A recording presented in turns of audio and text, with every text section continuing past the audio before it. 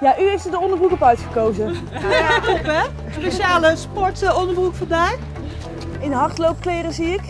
Ja. Dan heeft u wel afgetrainde billen. Nou, ik ben tevreden. Ik ben tevreden.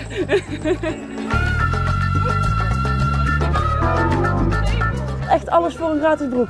Ja, natuurlijk. Is dat fantastisch? 3, 2, 1, kom maar. Af en toe gewoon een gekke stunt. Wil u gewoon hier een paar lekkere billen zien? Nou, het leuke is, iedereen denkt dan dat ik de actie heb verzonnen. Maar in dit geval heeft mevrouw Vermeer hem zelf verzonnen. Maar het is leuk, zeker op de vroege ochtend. Dat zal ik niet ontkennen. U heeft hem al gevonden? Ja, ik had al van tevoren uitgezocht. Ik ben namelijk pas heel erg veel afgevallen en kan nou dus ook in een gewone winkel boodschappen doen. Is dit? Alsjeblieft, hè? Jawel hè?